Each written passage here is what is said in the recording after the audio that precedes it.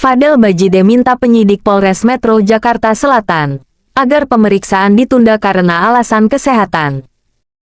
Edwin, kakak Nikita Mirzani, ragu Fadel sakit, sebab kekasih Loli tersebut minta pemeriksaan ditunda tanpa disertai surat keterangan dari dokter. Lebih lanjut, Edwin bergurau alasan mengapa Fadel Bajide meminta penundaan pemeriksaan karena sedang tidak enak badan. Pria berambut hijau itu kemudian menanggapi soal alasan Fadel yang disebut tak enak badan dengan komentar menggelitik.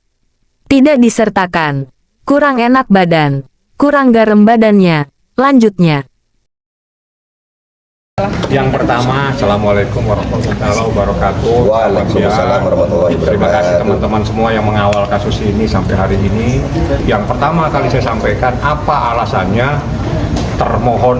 terlapor itu tidak menghadiri permintaan keterangan tersebut. Jadi ada surat, namun tidak dilengkapi dengan dokumen yang lengkap, sehingga seharusnya kalau memang ada sesuatu yang disampaikan, harusnya dilengkapi dengan dokumen. Artinya kalau memang dia kurang sehat itu kan harus ada keterangan. Nah itu biarlah penyidik yang ada di atas.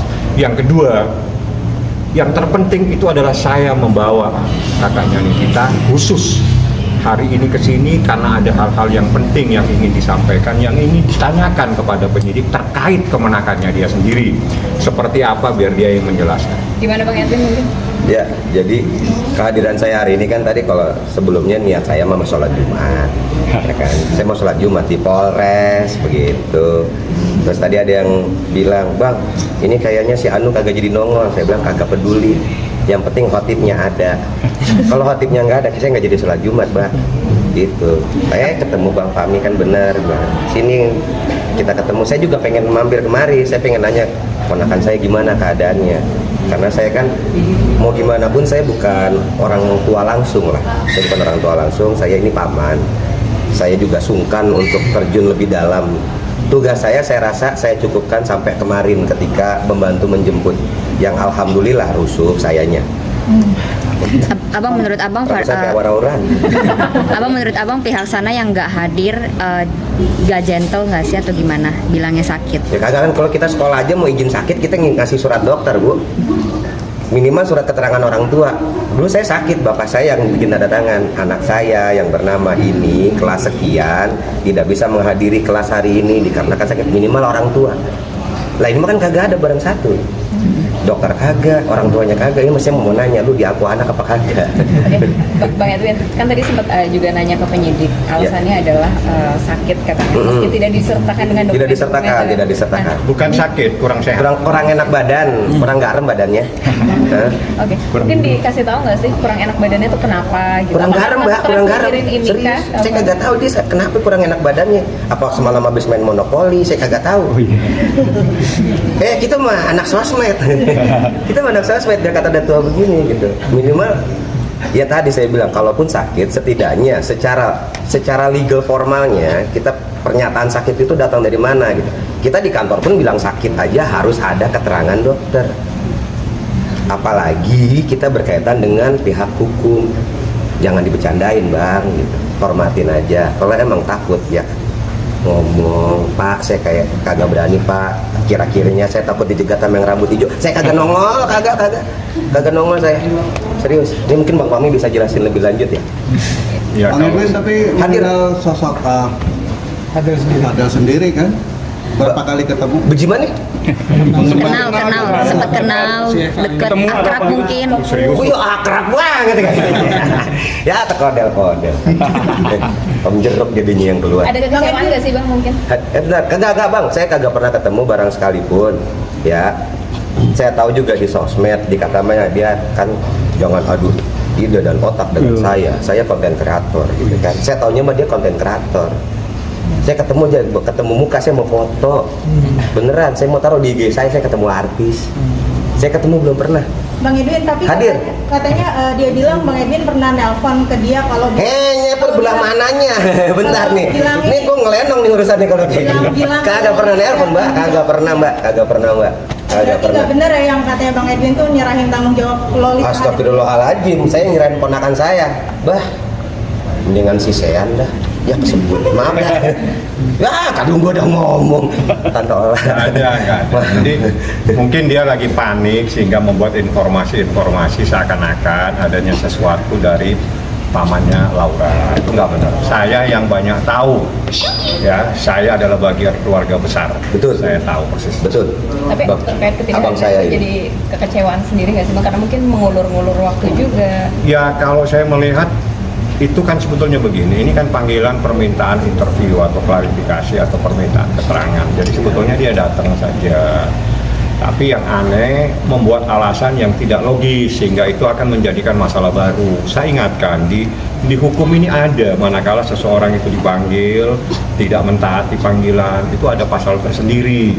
Itu bisa dikategorikan menghalang-halangi proses pemeriksaan atau proses hukum.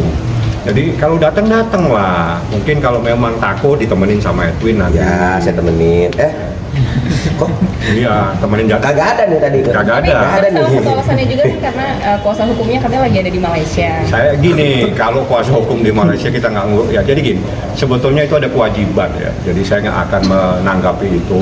pihaknya sana lah gitu. Nah, Nanti jadi tanyanya ke yang sana aja mbak. Terpenting dia menyatakan kurang sehat tanpa ada bukti kurang sehatnya itu seperti apa. Ya, kurang enak badan kan kalau di kantor mah wah aduh udah kena ini potong dulu. Nah, jadi kehadirannya itu saja yang saya tanyakan tadi dan selanjutnya silakan tanya dengan Ibu Humas. Ya. Kapan dia akan datang dan dimintain keterangan. Yang paling penting kami bukan meng-cross check persoalan hadir tidak hadir itu nggak penting buat saya karena itu menjadi kewajiban, menjadi haknya penyidik, tapi adalah mengantarkan pamannya Laura untuk menanyakan keadaan kemenakannya seperti apa karena mau bypass komunikasi sementara belum bisa dulu Ya. biar tenang kan gitu ya. Betul, karena tadi kan saya juga berpikir bahwa ini sudah ranahnya ke hukum ya. Ya saya bukan orang hukum, saya mah tukang kopi, jadi kagak ngerti hukum. Mendingan saya tanya sama Bang Fahmi, Bang Fahmi, saya boleh tahu nggak kira-kira update terbarunya seperti apa? Oh kalau seperti itu, mending yang menjelaskan yang bersangkutan. Pas bilang ketemu Laura nih, bukan. Ketemu dari pihak PPA, karena yang bersangkutan saat ini ya pihak PPA. Laura kan berada di bawah. Ternyata setelah saya ngobrol-ngobrol, saya kan taunya di bawah perlindungan kepolisian. Bukan. Saya tahunya begitu bang, saya kan kagak tahu, saya jualan kopi bang, kagak ngurusin hukum saya bang. Kemudian diinformasikan gitu sama Bang Fahmi juga bahwa nggak Win, ini tuh di LPSK. Waduh dijatuhnya beda lagi nih. Saya kan juga cukup mengerti soal LPSK ini gitu bahwa mungkin ada indikasi apa nih bang, kok sampai ada di LPSK bang? Biar apa ini anak, karena saya pikir berada di bawah perlindungan polisi gitu kan, begitu bang. Jadi kalau LPSK itu dalam proses perlindungannya itu adalah di unit perlindungan perempuan dan anak dan itu atas permintaannya Niki biar ada ketenangan memang atas seizin daripada penyidik kepolisian. Jadi kita konfirmasinya kepada penyidik. Jadi kalau Erwin mau tahu keadaan kemenakannya memang dia harus kesini, dia harus bertanya dengan penyidik yang ada di unit PPA. Ya ada kayak Minggu depan. Insya Allah kalau memang ini, kita sholat Jumat lagi. Kita tunggu khotibnya datang, kan sholat Jumat mau nunggu khotib. Kalau imam mah banyak bisa. Pengennya apa sih bang kalau ketemu tatapan muka? Apa Ketemu yang tatapan mau, muka. iya, mau yang disampaikan, apa yang mau dilakuin? Saya cuma pengen tindakan saya yang paling bisa lemah-lemahnya saya lakukan adalah mendoakan untuk yang terbaik. Itu yang saya minta untuk teman-teman semua. Kalaupun ada lagi, ini saya agak serius nih, serius. Oke, tadi kan HP-nya ngumpet. Jadi gini, saya minta untuk semuanya jangan lagi jadiin bercandaan lah gitu.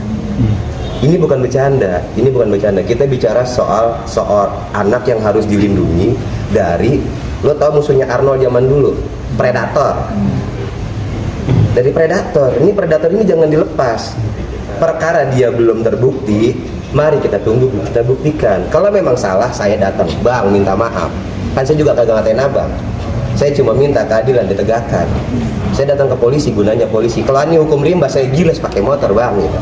Kalau ngikutin emosi ya, kan ada hukum. Makanya saya bilang ikutin aja hukumnya. Dan teman-teman sekalian saya minta jangan jadi ini lelucon. Ini harusnya jadi awareness buat kita semua untuk ayolah sadar dengan kita harus melindungi anak. Mau siapapun, nggak perkara ibunya, nggak perkara tetangga atau siapapun, karena kadang itu hal yang sungkan dilakukan.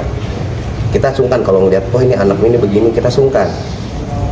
Tapi itu memang anak harus dilindungi dimanapun, dan ini saya harap ini jadi awareness untuk semuanya bahwa hal ini gongnya udah besar banget. Akhirnya sudah mulai muncul suara-suara bahwa iya ada kasus di mana saya baca sampai miris. Yang tadinya ini ngumpet, nggak mau speak up, ngelihat emak lemon nongol kayak gitu, pada muncul, alhamdulillah mulai berani speak up, biarpun tetap dalam kondisi anonimus mungkin, tapi mulai banyak yang cerita. Saya ya begitulah, saya miris lah intinya. Maksudnya mari kita jadikan momentum ini, ada banyak hikmah yang bisa diambil, ada banyak banget hikmah yang bisa diambil dari sisi keluarga, dari sisi hukum. Kita akhirnya lebih sadar tentang hukum perlindungan anak. Saya nggak mau ngomong undang-undang, nanti saya dipelintir.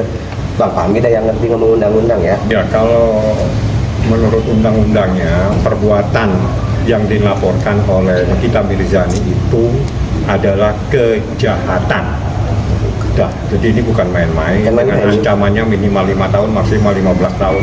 Itu satu perkara yang dilaporkan. Kita tunggu ada perkara lain, tapi kita fokus pada satu masalah ini, karena ini yang paling penting, karena ini yang bisa memberikan perlindungan kepada Laura.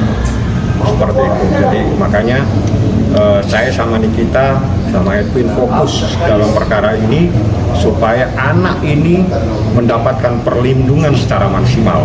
Perlindungannya bagaimana juga secara batinnya juga terlindungi, karena banyak hal yang terjadi sebelumnya. Jadi seperti itu. Tapi saya katakan kembali, tidak ada persoalan percintaan itu. Ya ini. Aduh, astagfirullahaladzim. Itu yang sangat-sangat betul-betul. Astagfirullahaladzim. Yang dilaporkan apa, yang dibahas apa, yang saya laporkan itu Undang-Undang Perlindungan Anak, tindak pidana kejahatan terhadap anak kecil yang dilakukan oleh orang dewasa dengan ancamannya 5 tahun maksimal 15 tahun. Jadi tolong kalau tidak paham, tanya apa yang dilaporkan oleh Nikita Mirzani, supaya Anda tidak tersesat semua menyampaikan kepada masyarakat. Mengarahnya ke LPSK nggak sih Bang untuk minta izin Bang Edwin ketemu? Enggak, jadi sementara masih pada proses di perlindungan perempuan dan anak. Jadi ada dinas tersendiri yang khusus ini, tapi dalam proses ini kita juga meminta supaya ada dari LPSK turun tangan juga. Dan ini bukan masalah kita mau merestui atau tidak merestui. Kalau kita kan ya namanya orang pacaran ya, saya ngerti, saya pernah muda, saya pernah pacaran lah gitu. Tapi pacaran saya ketaker ceritanya gitu, jaraknya nggak jauh-jauh, kemudian juga nggak macam-macam amat lah gitu. Nah ini kan sudah ditemukan ada indikasi, kita baru bicara indikasi dulu deh, karena kan kita belum, tidak akan dibuktikan nanti di saat persidangan. Saya nggak mau meloncat ke kesimpulan, itu terlalu jauh, itu bukan ranah saya. Tapi kami keluarga menemukan indikasi bahwa ini not a romance. You fool, jangan sebarin beritanya begitu, apa mau mislead. Terus kemudian sempat ngomong soal ada aktor senior yang menyuruh untuk sudah nikahkan saja. Saya tantang, sebut bang aktornya siapa biar saya sowan. Saya juga minta izin dari mana itu ceritanya pemikiran kayak gitu. Apa jangan-jangan si abang ini lagi ngebantalin orang. Jadi mungkin gini, supaya semua masyarakat ini juga paham, tidak diberikan informasi yang sesat dan menyesatkan.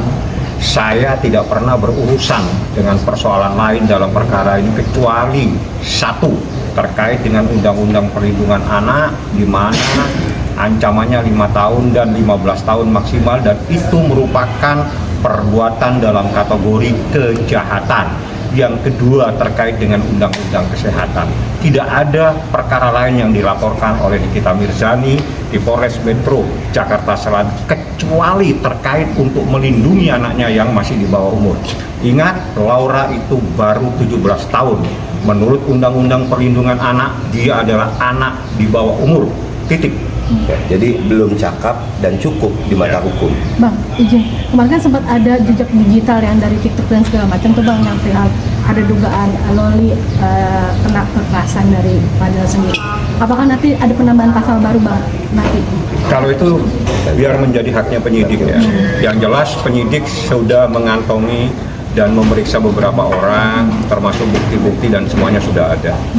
Soal bagaimana penambahan dan sebagainya itu menjadi kewenangan dari penyidik yang ada di lantai 3 seperti itu.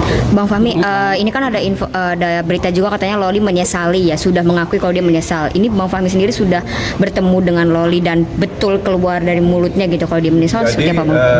pemahamannya begini, pada saat Edwin pulang, capek dia pulang, saya yang ada di luar, saya dipanggil sama Om. Manggilnya Om ya, manggilnya Om, tetap Om ini. Jadi kalau saya bilang keluarga, saya sedikit jelaskan, Bang Fahmi ini posisinya bukan lagi sekedar lawyer buat kami. Bang Fahmi ini yang mengerti hukum, abang kami yang mengerti hukum. Dengan akhirnya kami berikan kuasa untuk sebagai kapasitasnya, Bang. Tolong Bang, abang yang paham hukum. Jadi Laura itu manggil Om ya memang sudah lah, ini sudah part of family lah. Jadi saat itu di atas di lantai 3 ya, yang pertama saya katakan, kenapa nak kau nak kok marah-marah, terus kenapa harus memanggil nama, itu kan ibumu, itu kan orang tuamu, itu kan mamamu. Iya, dia mama saya. Ya sudah, panggil sebagaimana yang biasa kau panggil. Kau mau panggil mama atau ibu, panggil sebutan seperti yang biasa kamu lakukan, jangan lagi panggil namanya. Itu terus sempat dia meneteskan air mata karena memang saya rangkul kepalanya. Kamu yang tenang ya, kamu kaget mungkin tiba-tiba datang Edwin, semua datang ada di depan apartemen. Kenapa? Karena harus tahu dia ini perjuangan seorang ibu untuk memberikan perlindungan kepada anaknya karena dia tahu ada sesuatu yang terjadi. Jadi supaya dia paham kenapa tiba-tiba Edwin turun, saya turun, kita turun. Karena apa? Satu-satunya jalan untuk memberikan perlindungan kepada Laura adalah membuatkan laporan polisi supaya diproses. Kenapa? Begitu diproses perlindungan itu akan diberikan oleh negara kepada korban. Ingat, Laura adalah korban dalam perkara. Korban. Jadi itu yang menjadi saya sampaikan, tapi saya tidak lama karena saya juga tidak sanggup untuk berbicara terlalu lama karena dia bukan teriak tapi air mata yang keluar tanpa suara. Tapi kata-kata menyesalnya keluar nggak Bang dari mulutnya? Saya tidak penting dia menyesal nggak menyesal, tapi dia mengakui itu mama saya. Jadi pengakuan yang selama ini kita tunggu, itu mama saya. Panggil seperti yang kau panggil seperti biasa. Dia biasanya panggilnya Mimi ya. Jangan dipanggil namanya. Terus kemudian ada satu hal lagi yang saya mau menghimbau untuk teman-teman semua. Kalau saat ini ingin berbicara, mau menyebut tentang ponakan saya, tolong diadres dengan Laura. Diadres dengan Laura, saya mohon. Saya udah lakukan itu di sosial media saya. Alhamdulillah, ya teman-teman saya ya, di sosial media saya akhirnya mengerti. Dia ingin dewasa. Dia ingin dihargai saya sudah independen, mungkin sudah ya nggak tahu lah, saya udah beredar lah beritanya di sosial media apa video-videonya bahwa dari mulutnya sendiri saya independen. Jadi mari kita perlakukan, kita hargai anak ini, ponakan saya, tolong dihargai. Kalau kemarin Miminya sudah mengancam untuk kalian jangan jadiin ya muka anak saya mainan. Kalau mau pakai sound, mau pakai parodi, feel free. Kita kemas ini seringan mungkin, tapi tetap dengan pesan yang dalam. Toh saya juga mengemas kemarahan, saya marah. Kalau dibilang marah, saya ini pamannya. Kalau di negara ini tidak ada hukum, mungkin hukum rimba, tapi enggak mau saya hukum rimba. Masih ada hukum di atas ini. Jadi tolong hargai ponakan saya juga. Adik saya sudah mengimbau demikian. Himbauan dari saya, tolong sebut namanya dengan Laura. Jadi judul film ini kayaknya. Kenapa gue ngomong? Dari pernyataannya Edwin, satu hal saya garis bawahi, ada pernah kejadian. Jadi kejadian di mana Laura itu fotonya diedit dan segala macam. Iya, Miminya marah itu. Dia marah, dia telepon saya bersama kita melaporkan seseorang dan akhirnya seseorang itu dipenjara. Nah, situ dah ya, siang itu dah dulu tuh ya, gitu dah. Jadi saya aja bagaimana perlindungan di kita terhadap ya, anak? betul. Diedit saja mukanya pada saat itu, dia marahnya dan dilaporkan ke kantor polisi dan orang itu akhirnya dipenjara. Kena dia. Dia juga diedit. Saya juga bukan diedit. Jadi saya diberikan caption apa itu? Dikondisikan bahwa ini lihat kakaknya aja orang gila, nggak sehat mental.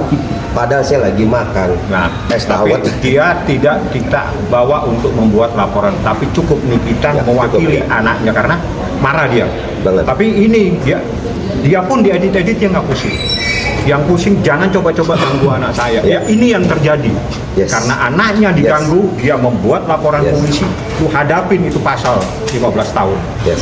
Jadi Ya, nggak main-main. mungkin kalau kita bicara lebih banyak, takutnya saya ada salah. Mungkin teman-teman tolong hargai juga, kita juga lelah, saya tahu teman-teman lelah. Mungkin kalau saya izin teman-teman, tadi saya sudah sampaikan poinnya adalah dari saya, tolong kedepannya sebut janganlah nama itu lagi, sebut dia Lora, karena kita hargai keinginan dia untuk dia ingin menjadi orang yang independen. Bukan kita mau melepas, udah kan mau independen, terus sana pergi sendiri, bukan. Justru ini omnya, keluarganya memfasilitasi, kamu mau disebut independen? Oke, namamu adalah Laura. Independenlah dengan nama itu nama lahirmu. Nah, kita sebut itu aja. Jadi jangan lagi sebut dengan nama yang kemarin. Saya nggak tahu ya, mungkin akan ada polemik seputar ini. Feel free, saya nggak mau urus. Tapi saya pribadi nyebut ponakan saya Laura. Saya pribadi ya.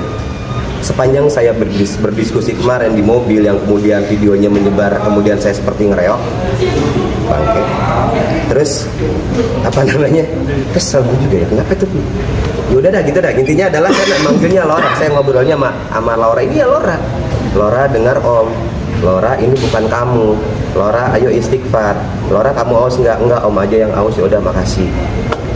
Itu kejadian dari apartemen sampai ke rumah sakit. Terus saya temenin terus. Maksudnya sampai akhirnya saya juga sampai rumah sakit. Jadi dia minta saya untuk udah Om aja yang temenin aku.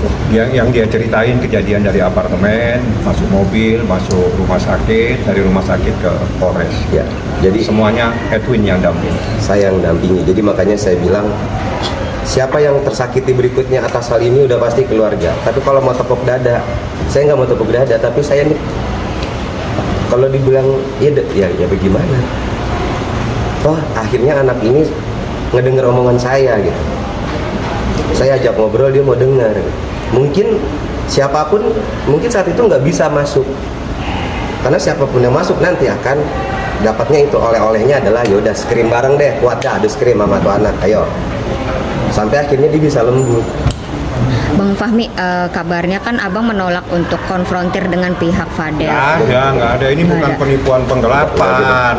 Tapi kata Bang Rasman bukan abang nggak berwenang atau berwenang untuk menolak. Berarti nggak paham hukum. Kalau paham hukum, ini bukan tindak pidana penipuan penggelapan.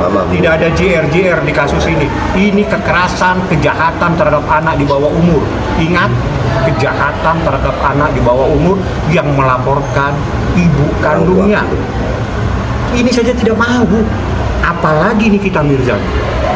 Sudah, jangan mimpi untuk hal-hal yang tidak masuk akal. Tapi sebentar, saya sedikit lagi tambahin Bang Fahmi. Bang, mungkin habis ini kita udah selesai aja Bang ya? Iya. Habis ini kita udah selesai aja. Tadi saya tawarin, Bang, kalau besok mau ditemenin, ayo saya temenin.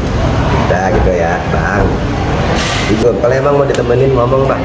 Bukan saya yang nawarin ke Abang, ini Abang yang ke saya, Bang, temenin Bang. Saya kagak enak-enak amat ini ke kantor polisi. Ketemu sama Bang Rasman dah, temenin saya. Gue temenin. Ya saya cuma mau duduk doang, kalau emang dirasa-rasanya dia nggak berani. Bukan nggak berani, gimana ya? Sungkan kemari gitu. Tenang. Saya temenin, kalau mau sampai saya anterin sampai depan pintu dah. Habis itu saya pulang. Nah gitu, penting gue nyampe aja dulu, terbang mangkir lagi sakit. Semakin banyak beberapa hari ini yang speak up kan gitu Bang, ya nggak hanya tentang Fadel doang tapi kan ada tentang pasal hukumnya juga gitu. Apakah menurut Abang nih mereka sengaja untuk tidak datang dengan alasan tidak enak badan atau seperti apa Bang? Karena kan nggak ada bukti surat sakit Bang. Penyidik itu orang-orang yang sudah biasa memanggil dan paham tentang orang-orang yang memberikan surat untuk tidak bisa hadir. Dia bisa menilai. Jadi saya serahkan karena itu adalah panggilannya penyidik biar ke atas saja. Ya, saya mengatasnamakan keluarga besar Edwin dan Niki.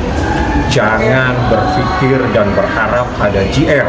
Ingat, ini bukan kasus harta, bukan kasus penipuan terhadap benda. Ini manusia yang menurut laporan ada terjadi sesuatu dugaan kejahatan terhadap anak di bawah umur. Paham? Udah. Kalau belum paham, tanya ke penyidik apa yang dilaporkan di kita. Di kita tidak pernah lapor penipuan penggelapan. Di kita melaporkan kejahatan terhadap anak di bawah umur yang tidak lain adalah anaknya sendiri. Oke. Artinya soal yang konfrontir tadi secara hukum tuh nggak ada ya? Tidak ada, Maksudnya tidak nggak dikenal, ada tidak dikenal. Tidak dikenal istilah Tidak dikenal. konfrontir Karena gitu ya Bang? Gini, JR itu konfrontir, penipuan, penggelapan dan segala macam, dan itu kedua belah pihak harus bisa. Oh, iya. Harus mau. Kalau salah satu pihak tidak mau, tidak bisa. Penyidik tidak punya hak memaksakan. Apalagi ini Nikita, udah mustahil. Tidak ada maaf. Nikita tidak pernah memaafkan karena ini terkait dengan anaknya. Ingat, orang yang mengedit muka anaknya saja dimasukkan penjara sama Nikita. Apalagi perlakuan seperti ini. Makanya saya tahu persis bagaimana Nikita, bagaimana keluarga besar. Saya adalah bagian dari keluarga. Artinya pengacara dari pihak sana nggak gimana Bang? Bisa Saya katanya itu tidak bukan menanggapi, kewenangan saya hanya Abang. menyampaikan ini bukan tindak pidana penipuan penggelapan. Ini bukan tindak pidana harta benda. Ini tindak pidana dugaan kejahatan terhadap anak di bawah umur. Mustahil ada JR dan mustahil Nikita mau. Oke, Mustahil lagi. Udah Oke. pakai kata mustahil, kurang apa lagi saya? Fadel diharapkan bisa kooperatif memenuhi panggilan penyidik untuk dimintai keterangan berkait tuduhan menghamili Loli, anak Nikita Mirzani yang masih di bawah umur dan memaksanya aborsi. Apabila pacar dari Laura Meizani alias Loli itu takut untuk diperiksa, bisa bicara langsung kepada penyidik. Nah, hanya itu yang dapat saya informasikan. Jangan lupa like, share, komen, dan subscribe channel YouTube ini.